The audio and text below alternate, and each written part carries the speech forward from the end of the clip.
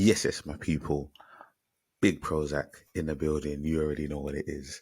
I hope you're well and welcome to the 20th episode of your sneaker history and lifestyle podcast, Chronicles.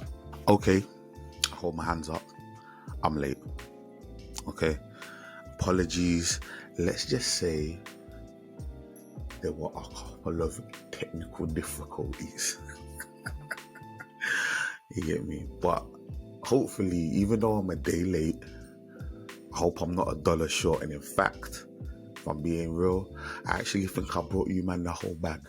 I'm not gonna lie. When I say the whole bag, I'm referring to our guest, which is this week, George Sullivan, the CEO and founder of the largest, the biggest sneaker media company in the UK, nigh the whole of Europe, the Sole Supplier.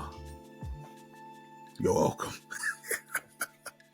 No, for real, George, an amazing guy, someone that I actually feel like, me and George are boys now. We're brethren, and this conversation I thought was fantastic. It was an opportunity to see him in a bit of a different light. Sometimes it's cool to just get behind the veil and just hear man chatting on the level. It was just cool to see him in an environment. He was so comfortable. But yeah, we caught up in person. We actually caught up at Creps Collection Club. So shout out Creps Collection Club in Bluewater in Dartford. We spoke about his sneaker history, how he fell in love with kicks, and ultimately what caused him, what circumstances came together that caused him to create the Sole Supplier, which is a sneaker media company, when sneaker media companies definitely weren't really a thing. And if they were a thing, they definitely weren't a thing in the UK or in Europe. So we talk industry gatekeepers. We also talk about the lessons he's learned on the journey of building a business such as the Sole Supplier, the plans that he has for the business moving forward, and his thoughts about the culture as it is today. Now, near the end of the conversation, so make sure you stick around for this, we actually found out what he thinks and what he believes it means to be a sneakerhead. And we also find out whether he thinks he is a sneakerhead. And you may be surprised by his response. So make sure you stick around to the end to hear that. Hands down, to date, this has been an amazing experience. To sit across with somebody who literally, and George may not know this, but like when I got back into the game, if not for the Sole Supplier, I would not have known like how to get connected with these raffles, how to get connected with these first come first serves. The whole industry, it was like a blueprint. And yeah, man, big up to the Sole Supplier. Not sponsored by the Sole Supplier, obviously, but George, you can make that happen, bro. But all I'm saying is, like I really appreciate that service, and that was one of the real reasons why I wanted to get George on the pod, because I just want to speak to people that have actually had a real positive influence on the culture. Again, hands down, one of my best interviews, hands down, one of my most fun conversations. He's a real guy, he's a real lad, and we had a good time. And I'd love to get him back on the podcast one day. I think that'd be amazing. And I think the interview was interesting and entertaining. So with all of that being said, I'm your boy PROZECH. This is Chronicles, and our guest this week is the founder and CEO of the Sole Supplier, George Sullivan. Enjoy. In my opinion, and in this industry, there are a lot of sneakers, there are a lot of kicks, and there are a lot of Creps, right? But there's only one soul. You planned that? Yeah, I did plan that one. Yeah, that was last night. Sleepless. George Sullivan, CEO, founder, Sole Supplier. What's kicking, my bro? Thanks for having me, man. Welcome. That's a nice intro as well, because like that's the mission, right? Yeah. To be the only place you go to get your footwear. The Sole Supplier, the only supplier. So you've got it. But it never used to be that. It just used to be like, the funny thing about that name, people got it twisted for so long. They used to be like, where do I buy the shoes? You sell them. I'm like, no, we just show you where you can buy them. But it's like, but you're the Sole Supplier. It's like, you must have them. I'm like, no. So that was a big problem, the name. for a long time. No, I like those kinds of things because, and we'll get into the genesis of the business because I think that's one of the key areas that we definitely need to chat about, and what I know for myself, I'm super interested in. I believe in personally, Sole Supplier like had a huge amount of vision. They saw something coming that not a lot of people saw, in terms of the resale industry, sneakers and as investments, as collector's items. I think they jumped in where very little people were willing to take that chance. So I can imagine there was a lot of blockers, there was a lot of issues, there was a lot of like hindrances to be able to get to a place where people thought it was viable as a business. Yeah. So do you want to talk a little bit about that? Because why not? Because like I'm saying, let's have that conversation. I spoke about that the other day, about when we got into it, having to prove myself that I actually like trainers and that I knew about trainers, and the OGs were gatekeeping the industry. Gatekeeper, we do that. Yeah. And I mentioned how welcoming you were on a podcast the other day, and like how some OGs were like welcoming and nice, but some were like, you're not stepping into this industry. And this is like nearly 10 years ago now, yeah? And I felt the pressure from a lot of different people, and I felt like I was the imposter, even though I love footwear. I got the sneaker bug like a lot of people do, right? Like people, you know, walking around here do every day, they get the sneaker bug. But I didn't feel like it was valid because some of the OGs are kind of like, you don't have 50 Air Max 1s from 1990. You don't have, you know. You can't name every single Jordan 1 that's ever come out. Yeah, so that was intimidating, man. Yeah, I can imagine. But it's like it in all industries. Gatekeeping goes on in the music industry, it goes on everywhere until someone proves themselves as authentic. That's it. No, I believe you. I believe what you're saying is true, because ultimately, in terms of the industry that we're part of now, like, there's so many rules in terms of even what is a sneakerhead, what's allowed. Bro, there's a picture on the wall with the definition. With the definition of a sneakerhead. And it's just one of them things where it's something that derives so much passion and so much love and so much nostalgia, where people are so protective over it.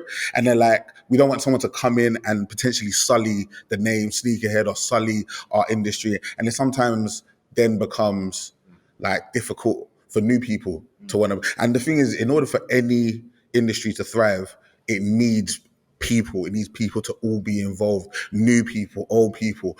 At the end of the day, like, if no one's buying kicks, there's no kick industry, there's no sneaker industry. Right. So we need people to be involved. But you know what I want to do, because you mentioned in the early days, let's take it back to the early days, you get me? Let's take it to the genesis, how you fell in love with this kick game. Okay, so what shoe was that you saw that said to you, I gotta have that shoe, I love that shoe. What was that shoe for you? I remember walking around London, like Carnaby Street, going into Offspring. Come on. Seeing Size. Come on. And I was earning money in recruitment at the time, making commissions. And I'd never had... It's a healthy commission, George. Yeah. Like, this was before the business, right? And I'd buy shoes with my commissions that I'd earned. Simple as that. My dad would hate on me, be like, why are you spending all your money on footwear? You know, I told you to look after your money. It doesn't come that easily. What are you up to? So I'll be buying shoes every few weeks. Probably buy like 2 pairs a month. But it was like Air Max 90s, like 11 years ago, let's say. A lot of Air Max 90s kept catching my eye. And there was a white canvas vault with like a vault thing at the back. And it's re-released in the last few years. And that was really one for me that was like, this is sick. I'm wearing highlighter yellow, you like that, And I used to wear it to like different raves around London, and people be like, they're sick. That's full rave gear, bro. That's full, we like that. The validation of like people, your Creps are standing out, then you're like, I want to buy a next pair because I want to do that again. And it becomes like that thing of like, that's how you get the bug. It's a little bit of like, I like what this looks like. Other people like what this looks like.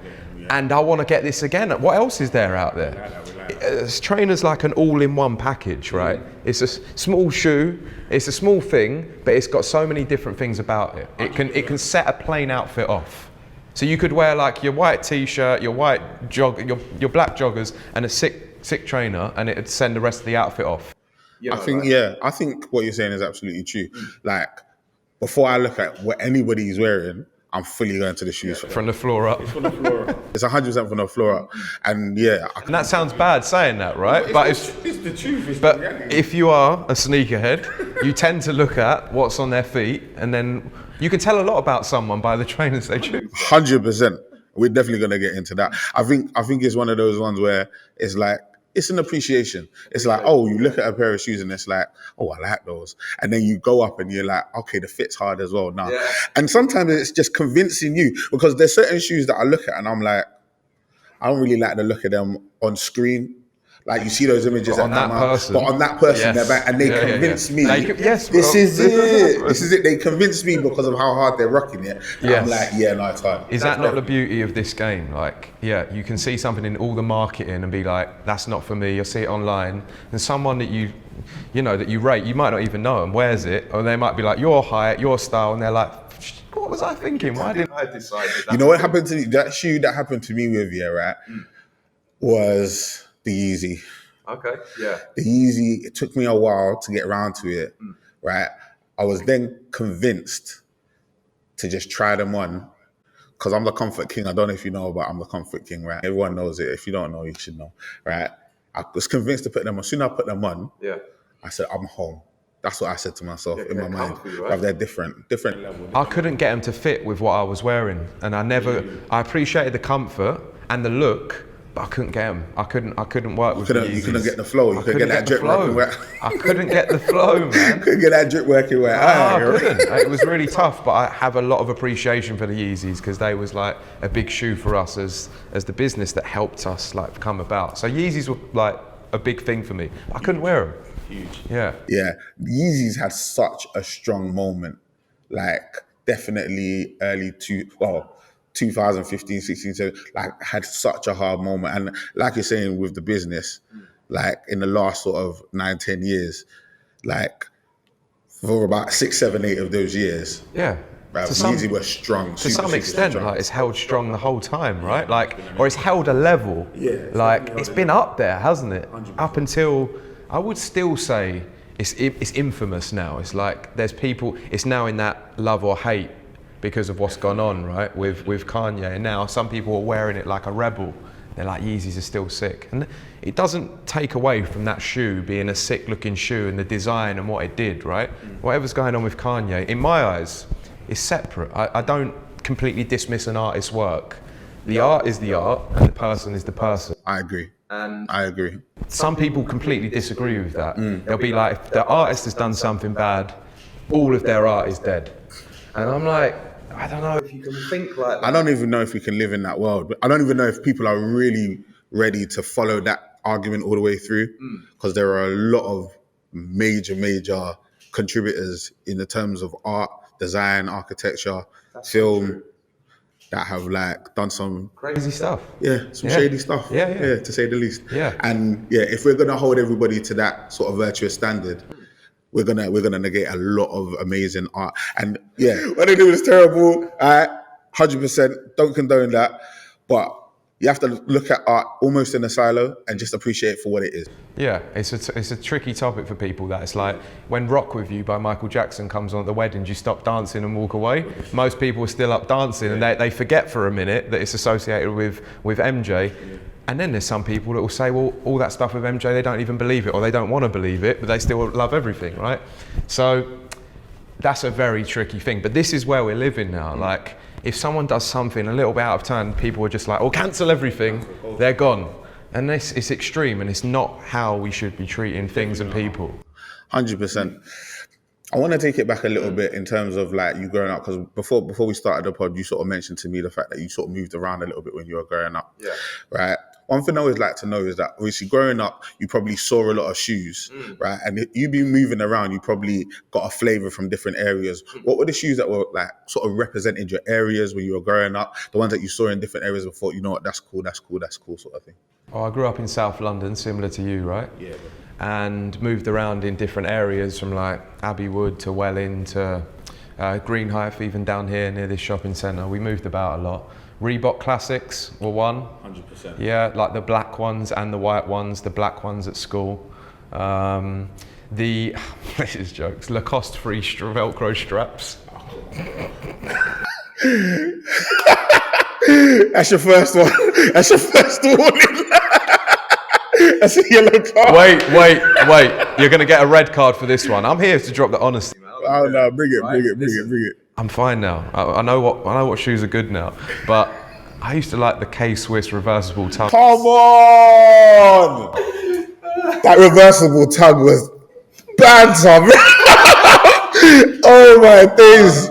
I remember it so well. There's a picture of me though in those, like my parents, like lovely parents, yeah, but they weren't the most, I wouldn't say, like, my dad thought he was a bit of a fashionable lad, but when it comes to trainers and casual, he wasn't. So there's this mad picture of me where I'm wearing the 3-strap Lacostes. They're both unstrapped and they're like stuck together.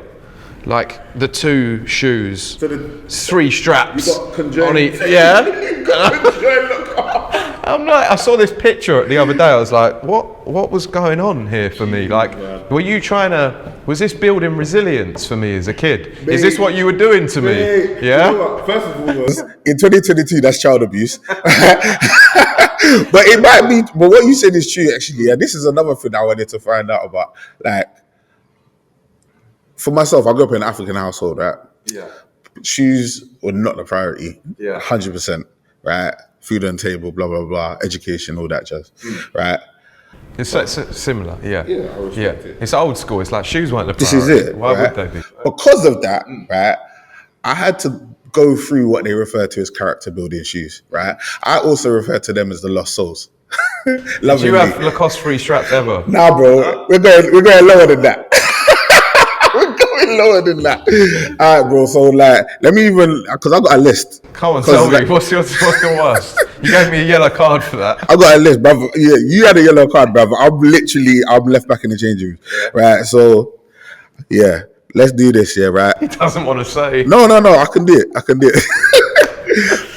See if you remember any of these plimsolls. Yeah, man, of course. That's not even considered a trainer. No. That's not a shoe. No, plimsolls are definitely a trainer because you had to do indoor games with plimsolls. That's just like you get like the default setting. That is restore default. It's on the shoe. Plimsolls. The bare minimum. Yeah, but they're comfortable. No, comfortable. And they had a moment, bro. They had a moment about 4 or 5 years ago. I can't remember about 2010, bro. They had a moment, but Primark brought them back. You get me? So plimsolls are out there. Gola. Ball boy shoes, high tech. Oh, you're bringing some up here. Yeah, this is it. High tech, respectfully, Dunlop. The Puma, what are they called, man? The Pumas with the 3 things down the side, the like track down the side. This one, and this one. Is that what it is? It's like the Puma King. Not the Puma King. You still see a few people wearing them here or there, but they had like the track down the side, the Puma swipe logo, whatever it's called. That was one, yeah. I've got a few more. Avia tracks, Adore. Do you remember any of these? They ring a bell. Did you ever have to wear any of those, George? I wore some high techs, yeah. Yeah. Yeah, I wore some high techs, some of the mad Pumas. Plimsolls were classic, yeah. Yeah. Like kickers at school as well. Yeah, kickers are calm. Kickers got respect. Yeah, kickers got respect. They still do to some extent. 100%. 100%. No, we have to respect kickers, man. And to be honest, the way that I look at these shoes, right, I look at them with all due respect because look at us now. CEO of the biggest sneaker media company in the UK. Probably in Europe. Like, we have to give you all the respect, right? Look at me. You get chatting to the CEO. Yeah. I might bring back the Lacoste 3 straps. Like, wait for it. No. Summer is coming. They will look good. They will look good with shorts. No, you're in the position now where, ironically or not, you can wear basically anything you want, and nobody's really touching you. People might say, like, "Are we missing something?" Maybe. He's doing it to be ironic. Like, he's trying to mess with everyone's mind. Like, I'm that guy. They were comfy, this is the point. You said you were the comfort king. I think now for me, it's all about comfort. And I wear Air Forces predominantly. I've always got a new pair of Air Forces that I'm looking at or buying, catching my eye. They're comfy for me, man. They're easy to get on and off. 100%. And the lacing system's not mad, so if you need to tighten them up a bit, you can. Some shoes now, the lacing system on them, but it's hard work. You have to do that little pick, the climb and pick. What's it about when you get a pair of like a new design now, and the laces are like this long? When you're trying to lace them, I'm like, do you want me to cut the laces? Do you want me to take these to the dry cleaners to get the laces adjusted? Get my laces tapered. What did you have in your mind when this got through quality control? But these are complaints. There's little complaints. Here's the first one. This is, man, they're okay. They're okay. You know what we're going to do right now, man? This is a little section that I call the EST of KIC. When I say EST, I mean the oldest, the newest, the most expensivest, the cheapest, the best, right? So I'm going to throw one out to you and you can tell me in your collection or what you've had over the years, if you haven't got them in your current collection, the shoe that fits, right? So let's start with the oldest. What's the oldest shoe you currently have in your collection? As in the one that I had originally, I've still got that Air Max 90. So you still got that? You from still like 12 years ago. So the thing is, we can look at it in two ways. We can look at it in terms of age and in terms of when it was created. I've still got the one that first popped off for me. You like that? Do you know what, man? I tell you what happened. I love stories that start like this. Go on, bro. I'm here for it. And it's going to be a struggle to pull out some of but I had a lot of the older Huaraches. Okay. There was maybe an older Mawab Huarache, some of the original Scream Green stuff. There was a couple of older Air Max 1s. They actually got stolen. Really? I got about 200, 250 pairs stolen out of a lockup unit. And all the boxes were left in place. Perfect. And all the trainers were gone. How nice. Yeah, and so that was all of my OG collection that I had that was maybe the first 2 years of building the Sole Supplier and a bit before. And so stuff I was putting away to in the archives. So that was from that point onwards, I became less precious around keep collecting. Because I realised I had a big attachment to all of those shoes and they are gone and I'm not getting them back. So I had to learn a lot from that. And I've heard other people had stuff stolen, right? A lot of people over the years. And I just had to let go at that point. So then I made a decision, right, I'm gonna wear everything more or less that I buy.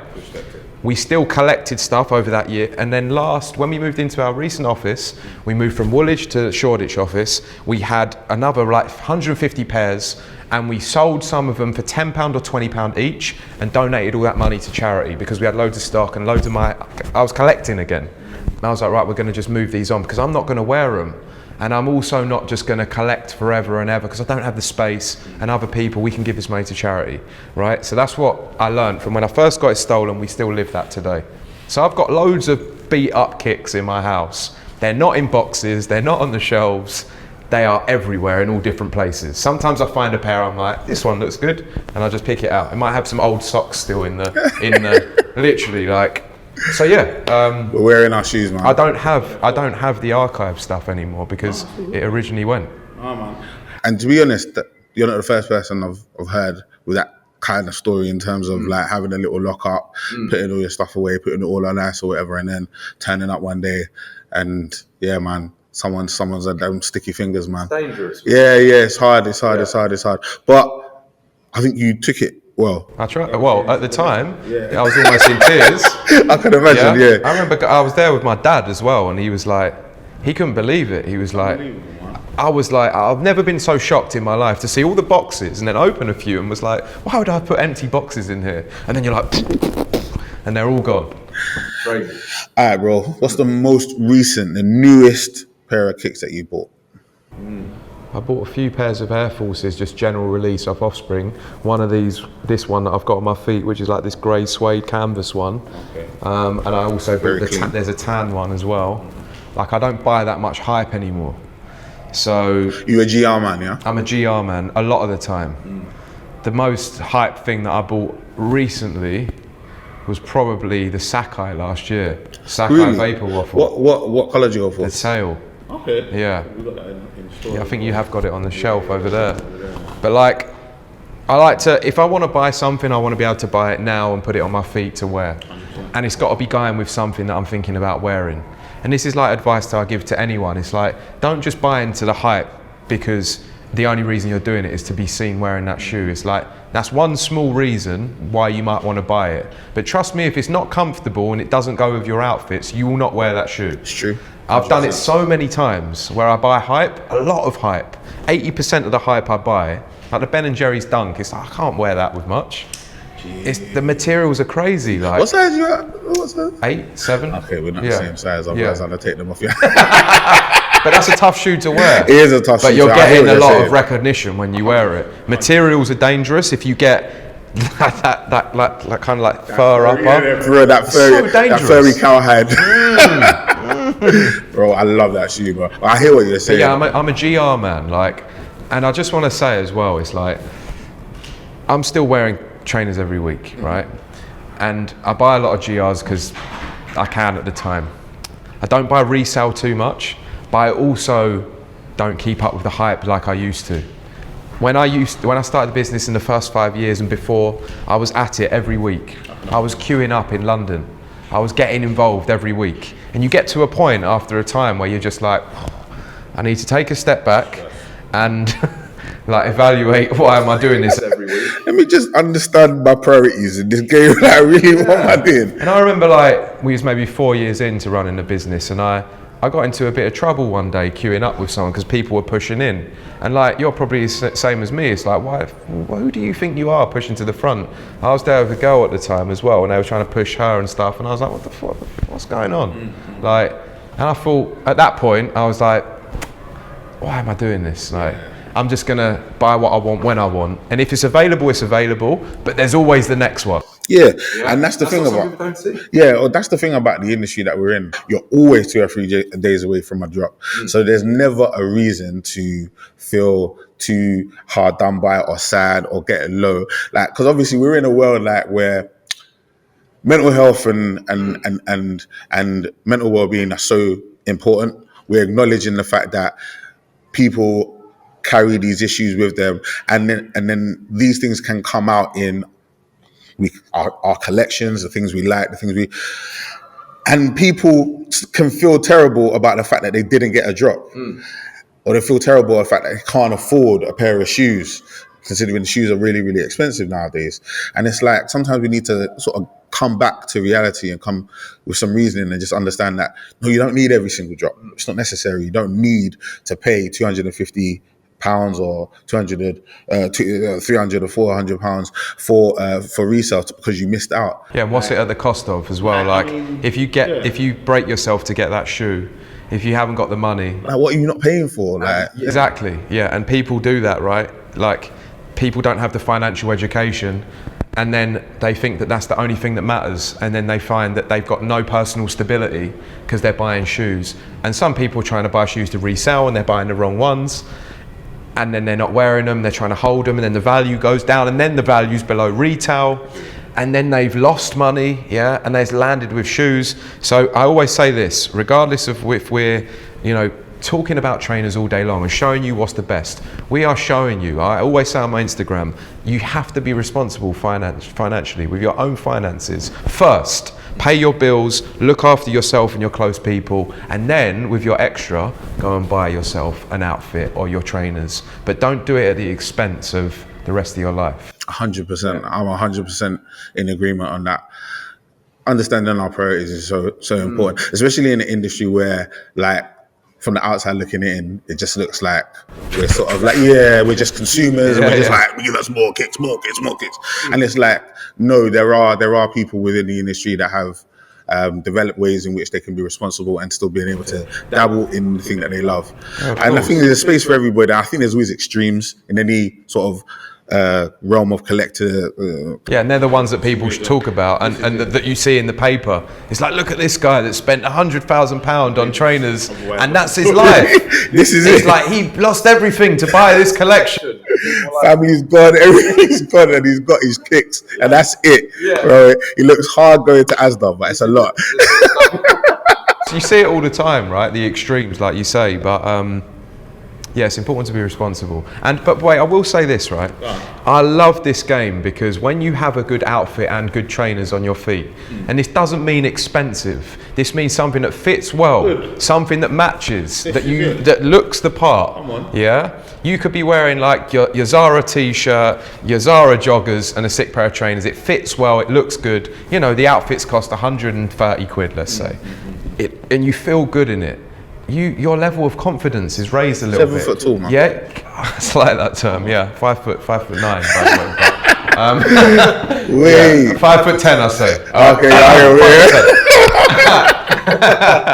and you just feel like your self-esteem's better. This doesn't mean you need to buy a new outfit every week. You need to buy items that fit well, that last for a while. You know, and I say this, like the cost per wear. When you're buying something, think about how many times you're going to wear that item and how much does it cost. And you can do that calculation quick. Because trust me, there's like, let's use the worst brand of the moment, Balenciaga. Woo! We don't like them. Not of the moment, they're a dead brand forever. Anyway, £400 for a t-shirt, maybe £500. Do you know how bad the necks on those t-shirts are? Yeah, I don't own one, but I've bought them in the past and sent them straight back. The same with a lot of the Givenchy t-shirts. They're better now, some of them, but the neck, you wash it once, the neck's like this. You look like you're wearing like a low vest. I think so. I'm like, that cost per wear on that is so high. It's like £40 a wear because it lasts five wears. People need to like think about that because you're throwing money away. It's the society that we live in, man. So consumer driven, but I hear what you're saying. Such a simple calculation. I'm gonna start doing that as well. You get me? Making sure that you count the pennies. Yeah, man. Yeah. I'm saying you gotta look after it, especially if it was like what you were saying before. You gotta look after your family. You gotta look after your responsibilities, and then you gotta make sure the drip is hard. But the drip needs to be hard. Okay. No Lacoste free shirt. No, we're not going back, George. We're going forward. All right, bro. I want to ask you because one thing that I noticed about you prior to this interview and when I was doing my research is your persona online is very, very positive, right? Very positive, very motivational, right? And having developed a brand with the notoriety of Sole Supplier, like you've obviously had some hardships. You've obviously gone through some stuff. Can you give me any sort of a lesson that you've learned through that whole process and a piece of advice that was maybe given to you at the beginning that you didn't really take on board, but it turned out to be true? Oh, there's a few things in there. The thing that I live by generally is like karma, as in that principle, just that one word, karma, that wraps up like honesty, integrity, respect, everything. And that's how I run business. That's how I treat people. That's how I treat my team. That's how I treat my family, my friends, anyone I meet. I treat them with respect and I'm honest with them. I let them know where they stand. And that's how I've built the business. I haven't built it leading with fear and weird tactics. We've built it leading honestly, helping people, coaching them to try and make sure everyone comes up together and earns well and learns well. So that's like my principle of living, really, that way of karma and integrity, because I think it pays back in the future as well, and you can sleep easy at night. Yeah. That peace. Yeah. You need to rest when you're resting. Yeah, 100%. I because it wasn't always like that. Growing up, I was a mad kid, but trust me, it's about peace, stability, and looking after people so you get the love back. It's that thing of like putting it out and you get the right energy back, and it does happen. The more you can become positive and look after others around you, you start to get that back. And it's a nice way to be. But biggest lesson, I've had to be careful with finances, man. I used to be very reckless with money and a big risk taker. And I've had to learn about money and how to understand how to take risk in a calculated way. So we've nearly lost a business 3 times over the last 9 years. Wow. Where the money's gone down to almost zero, where first time was redeveloping the app, and we nearly spent all the money, I nearly spent all the money that we had, and it was just lucky that the business was still growing, so we relaunched the app and it carried on, luckily, but we're nearly down to zero in the bank. And at the time, I'm like, it's all gonna be okay, everything's gonna be fine. So I'm ultra optimistic. But that optimism can be reckless, yeah? If the industry had taken a turn at that moment, for whatever reason. Like it's interesting times now for the industry, yeah.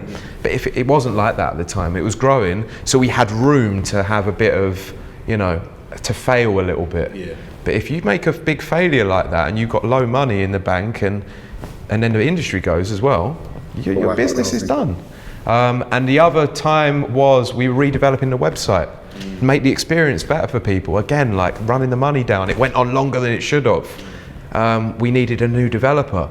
The developers did a great job, but it took longer. And again, I said, I've got no other option. I need to spend the money because we need the website to be relaunched. We spent 9 months doing it.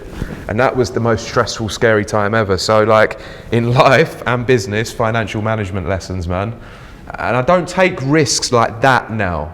I still take risks, but they're a lot more calculated, and I consult the team around me on the big financial stuff to make sure that the plan is solid and we've looked at the different outcomes. I completely appreciate that. I've been in business before, obviously not to the same level as yours, but understanding good counsel really does help. Good counsel, good counsel really does help in terms of being able to press forward, and it gives you that insurance a little bit because it shows that other people are bought into the idea. And then if the worst happens, the mindset isn't, I told him not to do that and he did it. The mindset is, oh, okay, we're in this situation now, let's get ourselves out of it. Yeah. So it does breed that sort of togetherness and that bond to want to move forward in the same. And that's all part of like that original principle of like karma and treating people well. If you bring them in together, the vision, like you say, it's like a better journey. You succeed or you fail together. I like that saying. I don't like the cliche sayings too much, but it's like prepare for the worst and hope for the best. Because in the past, I would prepare for the best and hope for the best. So I would never think I'm that guy as well. That continued optimist, bro. And in a situation where you're spending a lot of money to do something, whether that's like buy an office, redevelop a site, you need to plan for the worst. What if the site takes 2x the amount of time to develop? What if the office refurb goes wrong? So then you know how stressed your funds can be before you do something. And I think like that now. Sole Supplier, currently in my mind sitting at the top in terms of sneaker media in the UK and Europe. What are your goals? What are you planning to do? I just put on my Instagram this year, I put it out there. We're going to take it to the next level this year. So we've launched a marketplace for buyers and sellers. I appreciate you saying that as well, because it's been a crazy journey. It's nearly been 10 years in the game. Yeah. And I love the team, I love the people, I love the community and the support. It wouldn't be where we are today without that. I've met so many good people for this industry. So the next step to help people with footwear, a marketplace, low fees, low prices, the best prices on the footwear that you can get, and quick delivery for buyers as well. If people are buying resale now, then they want their shoes quickly. They don't want to wait 3 weeks on some marketplaces. Yeah, they want to get that shoe quickly, because by the time it comes, after 3 weeks, they're like, I don't want that shoe anymore, man. You get buyer's remorse sometimes. Why did I spend £300 on that shoe? So I think you need, and we've got to some degree a return policy as well, which a lot of the marketplace don't have. So marketplace is huge for us, and going to the US as well is going to be like taking the product and the experience to the US.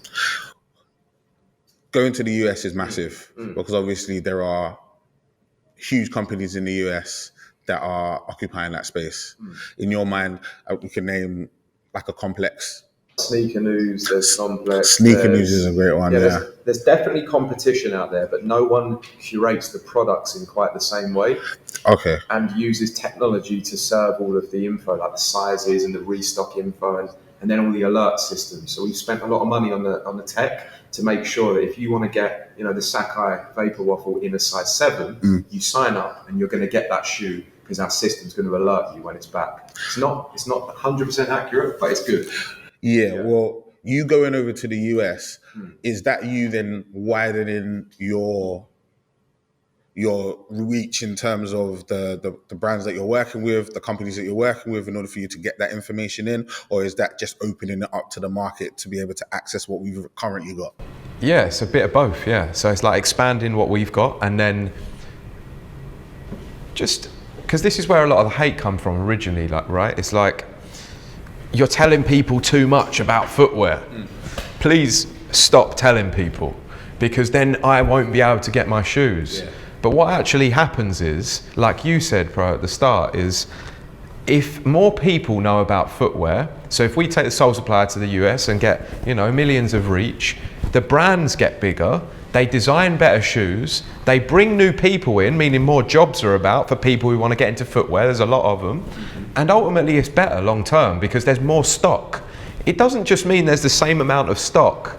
And it's, you know, like, and then it's the same pool of kicks, so nobody else can get those kicks. No, like the limited releases scale with the demand, so that, like, it's not a bad thing, and it's still, there is some degree of telling people what's what, but that's what people want to know. It shouldn't be too exclusive, right? I think that ties in to something that I saw on your website a couple of days ago, which was Sole Supplier Untied. I'm a data guy, so I love that kind of stuff. If anyone's not had the opportunity to see it, make sure you go onto the Sole Supplier website and download the report. It's essentially it's a sales report, trend analysis on what happened in 2022. Worldwide, or is that UK? Yeah, UK and Europe. There is some US data in there because, like you've mentioned, we're only mainly Europe and UK.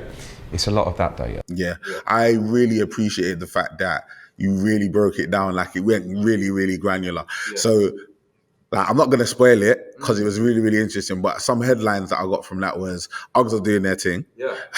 Randomly, like, very resellable, apparently. Oh, yeah. 100% above retail, a lot of them. Massively resellable, right? Are you? Do people buying and reselling Uggs? I didn't know it was going as heavy as that, man. So that was an eye opener for me. The other thing that was really, really interesting, something that could have been foreseen, but I just didn't know where it was coming from, and something that was crystallized in the report. In terms of sales, Jordan are 10% down, and that 10% went directly to New Balance. Now, New Balance have had an amazing few years. In your mind, where are we going with this in terms of, like, those power rankings? Where are we going with this? Yeah, I was speaking to the guys here, JK, before about New Balance. And what they've managed to recreate is what Nike made famous, which is like the supply and demand cycle of, like, limited releases, and they're always selling out. And New Balance have done this very well. So they've just created this hype. They've got collaborators on board, and the shoes look sick. Like that, the designs and the quality is on point. I don't love New Balance. I don't wear New Balance. I've got a lot of love for New Balance. And when you look at the shoes and you pick one up, you see how well they are built. They're expensive as well. And you're paying for it. So that, for me, is how they've stolen market share. But I think they've learned from the best, Nike almost.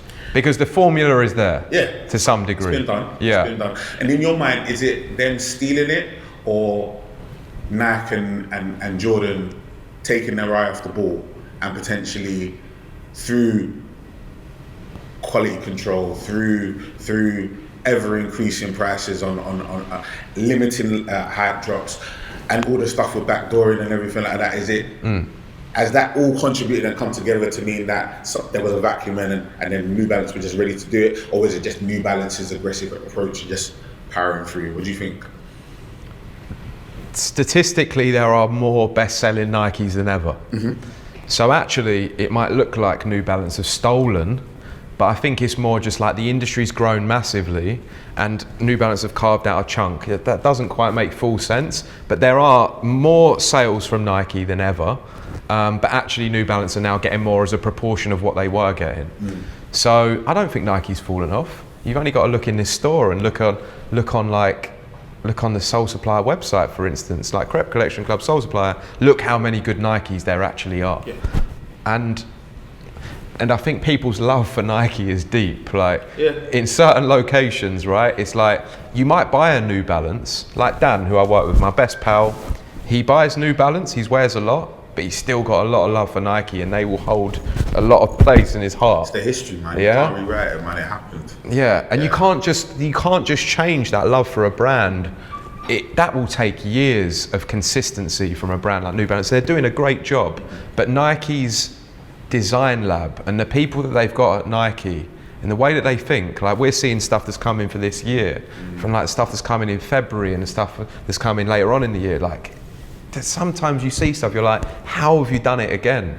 That is going to pop off. That is absolutely going to go wild. Let's touch on that. 2023, it's January now, we're recording in January. Is it January? Yeah, it's still January. What are you looking forward to this year? What have you seen? What have you heard about? Collaborations. There's one that happened in the last few days that broke on your site as well. Like Cortez and Nike, that's getting a lot of people excited. Yeah. Right? But what else have you seen that you're thinking, you know what, that might be interesting this year, this might move the needle a little bit? I'm sorry to let you down, but I don't have a lot of info. My people at work are going to probably be laughing, right? They're going to be like, oh, there he goes again. But it's like, I guess what I'm trying to say there is, there's stuff that I can and can't say as well. I hear you. I know there's a lot of good stuff from New Balance coming soon.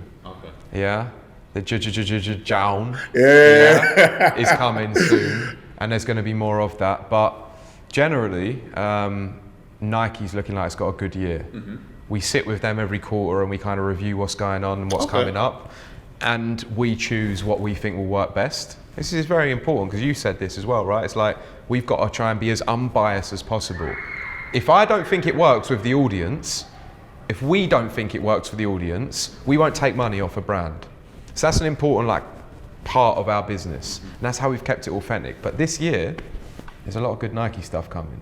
I'm a bit biased in that sense. Yeah. Could you expand on that a little bit in terms of your relationship with brands? Yeah. And how that sort of relationship works and how it flows? Because ultimately, we know you to be like unbiased. We know you to be, you know what I'm saying, like you're providing a service.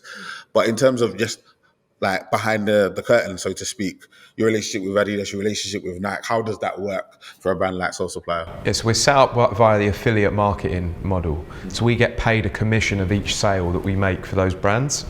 So if someone clicks through from the Sole Supplier to Nike, they make a purchase on Nike.com. Nike will say, thank you, Sole Supplier, here's your percent. Yeah? And so it means that the customer doesn't pay any more, we just get a commission.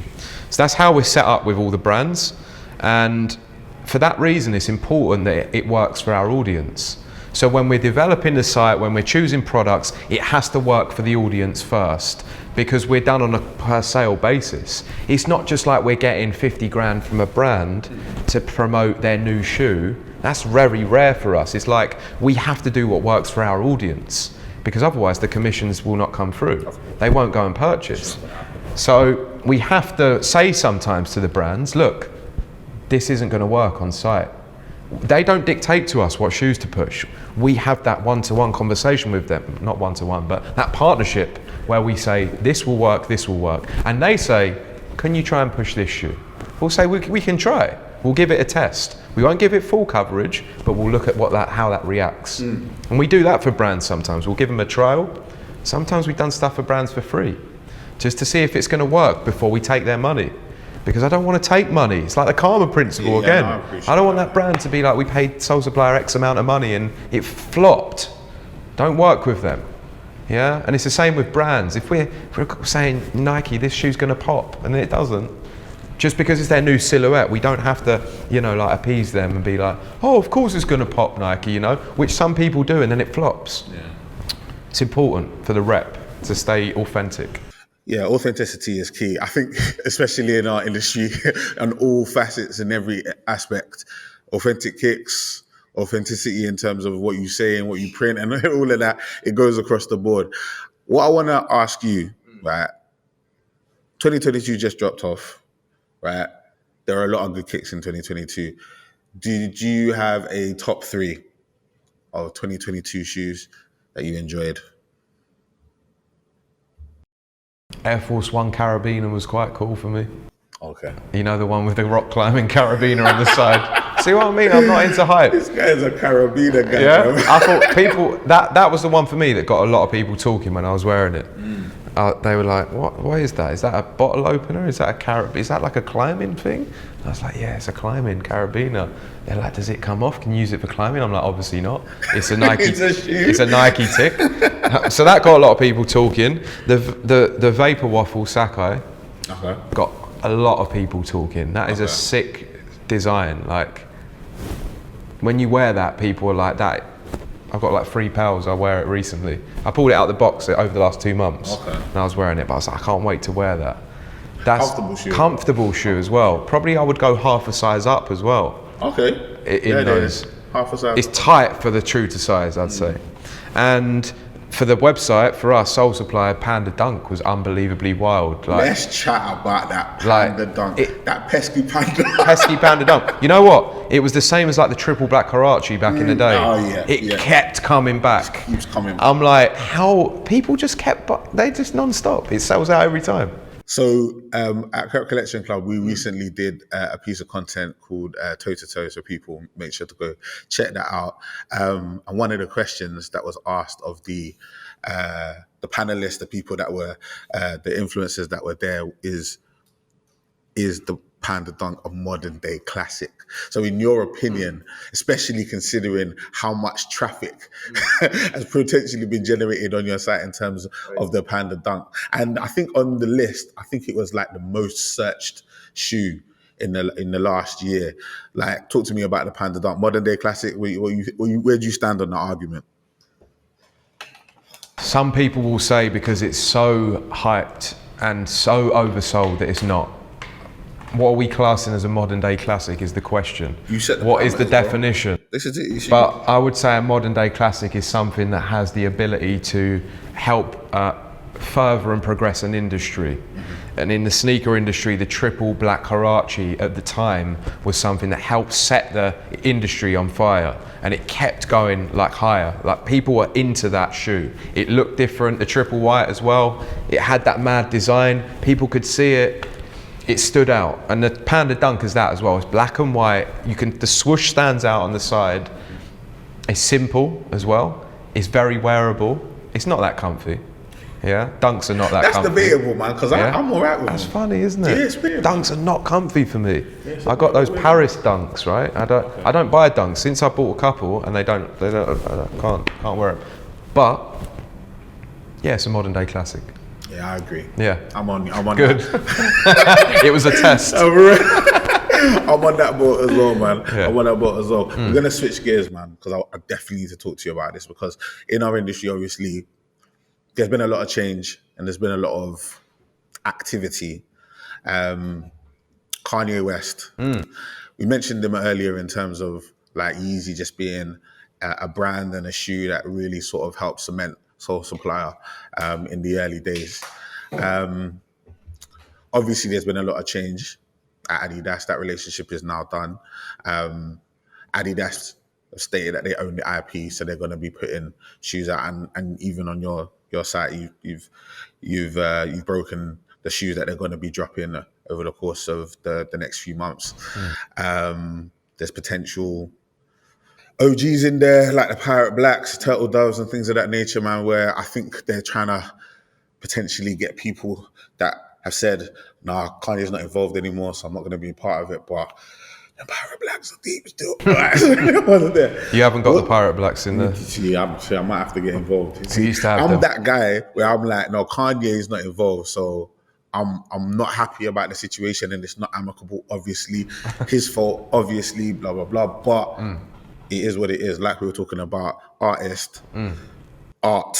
like we have to draw that line somewhere. But them Pirate Blacks, man, I can't rewrite history. They're classics in my mind. So it's one of them ones where I would definitely go for it. But a new 350, I'm probably not getting involved.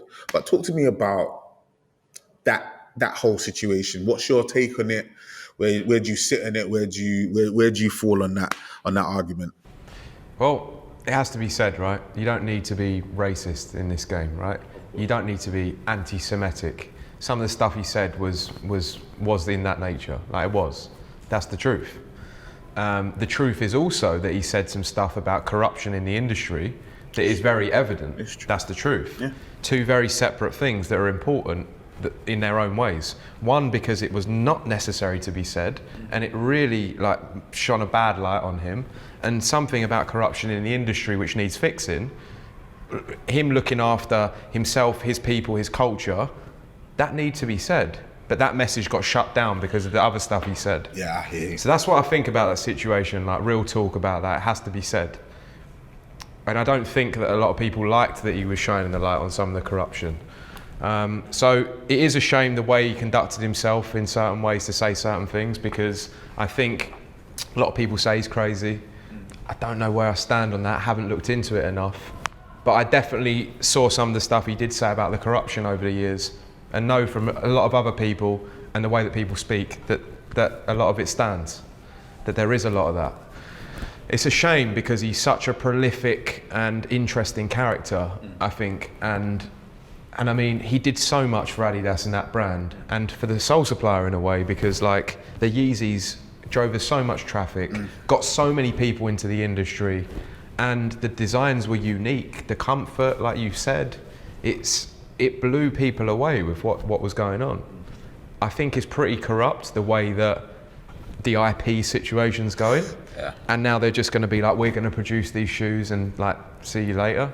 I kind of think they're using the stuff, the bad stuff he said to then justify doing that. If he hadn't have said those things, would they get away with stealing his work like that? Even if the IP is there, because he's such a public figure? I don't know, because it doesn't sit right, because you just said it, right? That's what everyone knows. It's like they're going to be producing the slides in their way. They're going to be producing but then again, I also know that when he was designing, there was a lot of other people involved in his designs. We know some of the Yeezy designers. We've done interviews with them. There's a lot of people involved in this. And I think we hinted at that at the start, right? It's not just him. So he's actually made it hard for other people as well. It's a really tricky situation, man, but do I think people will still buy them when they release with Adidas? Yeah, I think so. I think a lot of people will. I think the longer that time passes with a bad situation, people tend to forget. It depends how bad the thing was, but sometimes for some people that were following something and they weren't necessarily that passionate about it, right? As to why he got cancelled. They're the sort of people that you'll see in 6 months wearing a Yeezy. They'll be like, Kanye's cancelled. Now you're wearing a Yeezy. like, because they switch their sides like that, yeah? 100%. And I think that's why you've got to be very careful what decision you make. It's like, if you don't like what he said and you want to cancel him, that's fine, but then stand by that and make sure that you call out other bad behaviour from other people, right? So it's not just Kanye, it could be other people. And that should be how you're living, but I'm afraid that the world isn't like that, sadly. And people just do what's convenient for them to do. Yeah, at the time. So if there's all this hype around what Adidas are doing with Yeezy, I think they'll do some sick stuff with it as well. Adidas are smart in the way that they do things.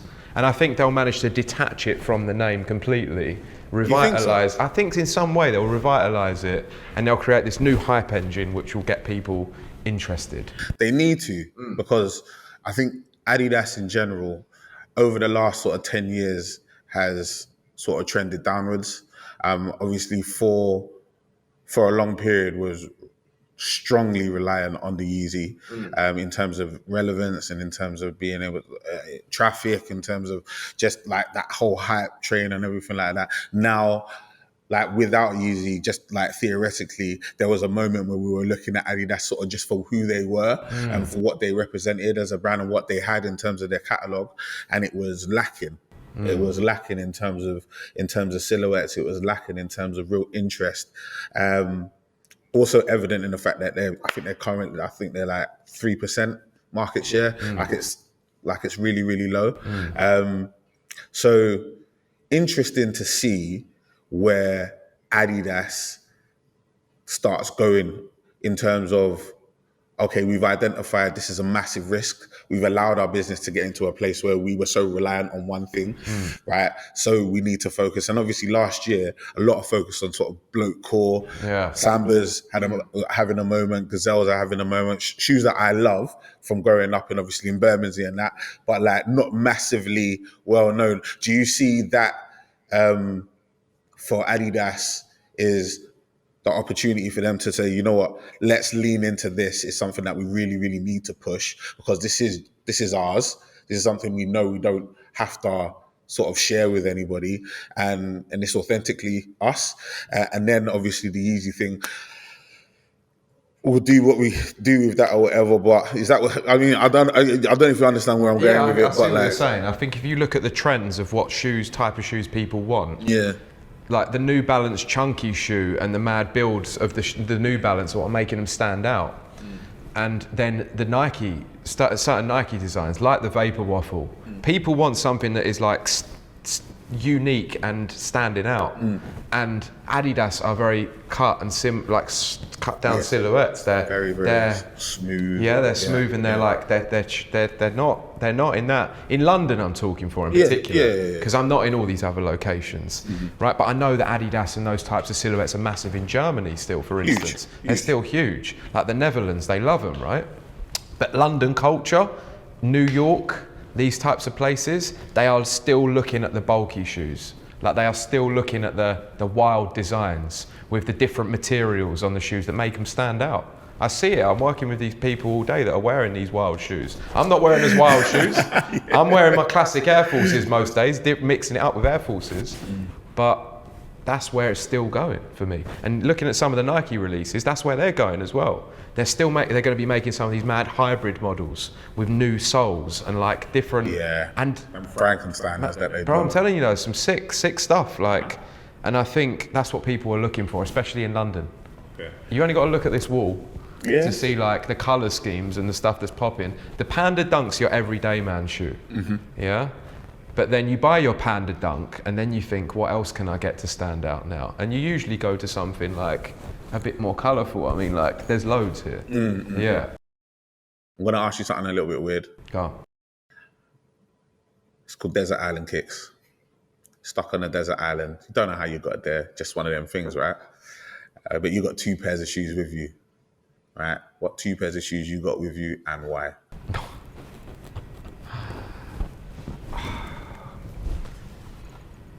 If you're stuck on a desert island, people think you want to wear sliders in the sand, but they're not actually that good for wearing in the sand. I want to show you're working on this, George. I like that. Yeah. I like that. Like when you get into a beach, you take your sliders off and hold them and walk. Very true, George. Sometimes. Most of the time, okay? So that's one thing. So I don't think I was going to say just my classic Nike sliders I'd wear, yeah? Keep it simple. I'm going to say Air Forces. He can't get away from it. He loves them. Bro, I've been walking like on beaches across rocks in Air Forces. You know, I've walked through forests in Air Forces. Solid base. Yeah. If I'm stuck on a desert island, that sole's going to last for a long time. Real talk. Like, it's got... Man, I think a lot about this stuff. I'll overanalyze this. What a question. I love this question, bro, because all it does is reveal people's minds. People are like, so I'm definitely going to get saved, so I need something fresh for when I get picked up. When I'm climbing trees for coconuts, I need something good for that as well. Yeah, I think like it's another reason why I love the Air Force. It's a good all-rounder. It is a solid I wear all-rounder. it in the gym. I don't wear it running. You wear it in the gym. I take it off if I do squats or deadlifts, but I do wear it in the gym. You're running in Air Forces? No, I'm not running in Air Forces. I do sometimes. I sometimes run in Air Forces. Because the only people I know that run in Air Forces are men of motives. So you might need to calm down on that, G. I don't know, like, what was your choice? No one's ever asked me, bro. I might have to say that for a special. Come on. No one's there, bro. No one's there. We'll catch that one offline, you get me? Catch that one offline, man. He can't think. Trying to turn it around on me. Trying to turn it around on me. No. You don't actually have an answer, do you? You don't know either. Have you not actually thought about this? I have thought about it deeply. I thought about it too much. He's there at night, like, I still can't decide on the second one. I've gone back and forth on a lot of things. All I would say, is Adidas gets a look in. I'm not saying what model, right?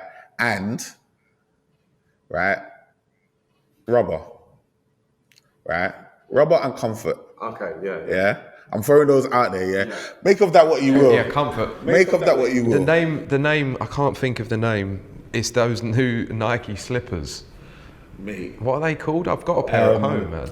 Calm, I think they were called. Are they? I think they are the Calm. Are they called Calm? Let me even have a quick look. You'd have to figure them out. I might have them because they're nice. They're comfy. But then are you going to want them on a desert island? Where are you putting your feet up and walking around in slippers? Right? Probably not. You probably need sliders, to be honest, at some point to keep your feet cool. You definitely need sliders. Sliders and Air Forces, it's done. People are going to call me out for being boring. People at work are going to be like, you need to fix up, grow some, get some better sneaker knowledge. That's fine. Those calm sliders look very, very similar to the Yeezy sliders. A little bit, yeah. Copycatting in general in the industry, because obviously one of the reasons why Kanye wanted to leave was because he felt that Adidas were stealing his designs. I saw it. Yeah? I saw that happening, man. I see it happening over the years a lot, like. Obviously Nike are so good at it. They're like the best at it. What, you think they're good at copycatting? That copycat, bro, like the copycat for me, from not where it started, but the one that's most prominent was that Travis Scott Jordan 1, the one with the brown, and then the dark mocha Jordan 1. Right? Okay, sorry, you're talking about in their own brand. In their own brand. Yeah, that's wild. Precisely. Wild. I thought that those two models precisely. Yeah. The color scheme the color blocking is the same. 100%. Yeah. So then with Adidas doing that, you can understand what they were. It's clever, right? It's business as well. Now I do get it. What, you can't get the hype, so get the everyday one. Yeah. Of course I'm going to buy that because some people don't know that it's not, and they're like, oh, I've seen that, and it's just, oh, what is that? Like Travis, maybe? Yeah, but I do think that some of the best ideas, people take inspiration from somewhere else and improve it. Yeah. And a lot of the ideas that you see are not original in life, in business. 100%. It's just someone taking their interpretation and building on it. And I think a lot of the knowledge we get and a lot of things we learn, they're inspired by others, and we develop it sometimes and make it our own. So does this mean you should blatantly copy another shoe? No. But if you take an idea and you improve upon it and then add in a bit extra, I think that's okay to some degree. But when it's that obvious, it's bad. Yeah, and to be honest, it hits a little closer to home because obviously it's what's caused the issue. But before that, I was all right with it, you know? I thought it was funny. Because shoes like the Dark Mocha have a following all of their own because of the fact that they look so similar to another shoe that was hype and that people couldn't get. It's almost like how much a Dark Mocha is reselling for. It may not be exactly the amount that a Jordan 1 Travis Scott is reselling for, but it's doing all right. Yeah, it's in here. I'm looking at it right now. You get me? Like, it's definitely doing all right. What's that reselling for, the Dark Mocha? The Dark Mocha. Shout me. What is it? Much above? 600. It's no joke, man. It's more than I thought. Nah, man, it's doing its thing, man. Shout out to the Dark Mocha, man. It came in, you get me, under a cloud, but man, everyone respects it now, man. I like it. All right, bro. We're going to do some quick fires. Right? Only thing I ask from you with a quick fire is that you answer with chest. No dilly-dally. You know what I mean? Quick. Right? You get me? In the same sense, I don't read so fast. So don't expect the questions are going to come the way they come. I want the answers. Air Force. Bro, Air Force. 95% Air Forces. All right. This is going to be deep, bro. This is going to shake up the whole thing. Quick fire questions. Big one. Nike or Adidas? Nike. Can you wear Nike and Adidas together, yes or no? No. Favorite non-Nike or Adidas brand?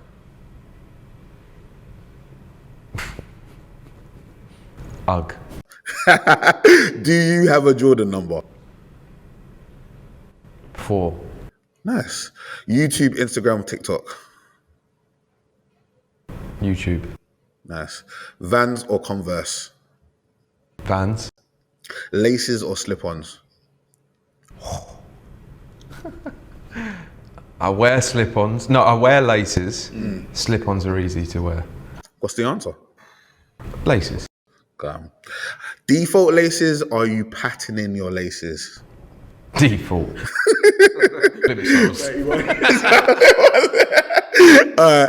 Custom designs or factory settings on your shoes? What? As in, are you customizing your shoes? Or are you customizing, getting all like flowers and petals on there, or are you just like shout out this one as well with the flowers and petals? Yeah, plain Jane in it. Yeah, we respect that. Settings. We respect that. Socks or barefoot? Socks. Comfort or style? Comfort. We'll keep fresh and clean or beaten and battered? Fresh and clean. And I hate to say that as well, because I try and promote people looking after their shoes, but I still just have a thing about it. I'm still just like, has to be fresh. It's just can't get away from that. Ain't nothing wrong with being fresh now. Washing machine or hand wash your shoes? People hate me for this. Washing machine. Oh! CEO of big Sole Supplier came here and said he puts his kicks in a wash. No wonder he's a GR, man. I know what people say, but I've got ways to put them in the washing machine to look after them. Oh. I put the Off-White Air Force Ones in the washing machine. Say something. Wow. At me, George Sullivan TSS on Instagram. I'm here for it. Bruv. I'll put them in there, don't worry. Bruv, you got a yellow card earlier, bruv. That one, straight red, bruv. Free match bad, bruv. Are you okay? The Lacoste free straps hand wash. Them Lacoste free straps get a lot of love, bruv. We have to respect them, man. Alright, lows, mids, or highs? Lows. Respectfully. Triple blacks or triple whites? Triple whites. Okay. And this last question I'm going to ask you, it's not a quick fire question. In fact, before we go into that last question, let's give George a round of applause, man. He went through the quick fires in record time. You get me? No dilly-dally on that, George. I loved it, man. To some people take a bit longer to answer, yeah. I mean, I didn't time you. Yeah, the comfort and style one was tricky. Yeah? Yeah, it's tricky because comfort's really important to me now, and style is very much... This is why it's a hard question, George. But comfort has come up the rankings a lot more in recent years because I busted up my feet a little bit and I do a lot of running as well. So it's like, if I'm not looking after my feet, they're going to be busted. What do you wear to run? At the moment, I'm wearing Zoom Vomeros. Really? I was wearing Asics GT 2000s. I've worn a few different ones, Pegasus before. Interesting. Because there's a new Vomero dropping. I think it dropped like on Friday or whatever. But Like the triple black? Yeah, I think something. Yeah. The Vomero's a decent shoe. Sick shoe, man. It's really comfy as well. I didn't realize it was. Shows myself. I don't use these things to run. You wouldn't really. Like, I'd wear the Asics, but they are a good hybrid for me. I can do everything in them, gym and run. So that's why. And they look nice. Comfort and style. Yeah, man, you're doing it, man. I respect it. So, we kind of touched on this a little bit earlier, but I need to understand in its entirety. What does the term sneakerhead mean to you, George? Someone that puts trainers first over any other type of footwear. So you make that outfit work with trainers. You think, how can I wear a sneaker with this suit? You think, that's an extreme example. But I've done that. I've worn trainers with suits many times. I've worn a linen shorts suit in Spain, and I wore some I think I was wearing like Alexander McQueen's or something, man, and people were like, that's wild, but it looks all right. And it's finding the trainers that fit and that are comfy. What does it mean to be a sneakerhead? You're going for comfort first, actually. Like, trainers are comfortable. A lot of that. That's why people used to wear them. The origins of footwear trainers come from they were a more comfortable thing to wear on your feet. And okay, sneakers were born. Yeah, they were more casual and comfortable. So the reality is, you just like comfort. It's like I like to wear tracksuits. Like, it's comfortable. So for me, it's like you're putting them first, and you're putting your comfort and your feet first. And you're setting your outfit off. It comes with that putting it first.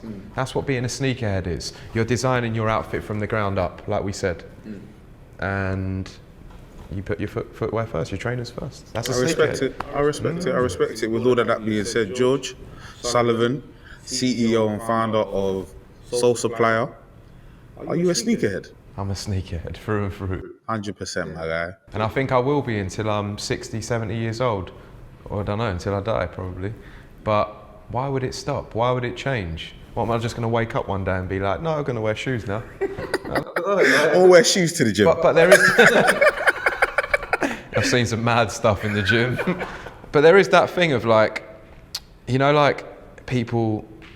You see like a dude wearing a tracksuit, he's got 2 kids with his pram and he's wearing his kicks. I'm like, I'm probably that guy. Because it's still just about comfort. This is it. But then there's this whole thing of society. It's like, oh, you can't wear a tracksuit at 50. You can't wear trainers at that. And it's like, no, you're too... Yeah, exactly. Yeah, I decide. Yeah, that's a sneakerhead, man. No, I respect it, George, and I co-sign that, man. You are 100% certified Kicks Chronicles, Creps Collection Club sneakerhead, right? 110%, man. Bro, this has been your Kicks Chronicles. It's been absolutely, and when I say absolutely, it's been absolutely amazing having you, bro. Like, I'm gonna break the fourth wall, right? I reached out to George, right? I can't even tell you how quickly he reached back to me. Yeah, I don't know George from a hole in the wall. George is a very, very nice guy. You don't know me, you don't owe me nothing, right? I respect it and I appreciate it. Same to you. You'll never know. You'll never know, right? Can you do me a favor and tell the millions and millions of people that are going to watch this, right, and listen to this, right? Tell them how they can get involved with what you're doing, right, and how they can support you, support your business. Talk to me. First things first, thanks for having me. Creps Collection Club, it's lovely to be here. I was born in South East, so it's good to have a store like this in our area.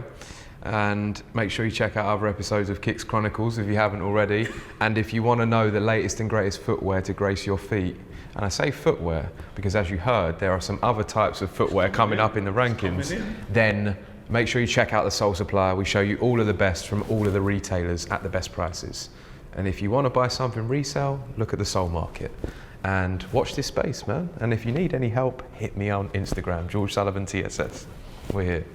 Yeah, I can testify to that, man. I can testify to that. Once again, thank you for being here. To the guys at Creps Collection Club, to everyone that's watching, really, really appreciate the support. Obviously, do all the things that you do on social media. Really, really appreciate it. And until I see you, my man, until I see these people down the roads, everybody stay blessed. Yeah, bro. There you go. Thanks, man. Yes. That was good fun. Yeah, bro. Thank you for listening to this episode of Kicks Chronicles. Please make sure to like, comment, subscribe, share, rate, review, and all that good stuff. And remember, full video version is available on YouTube, audio versions available on Spotify and Apple Podcasts.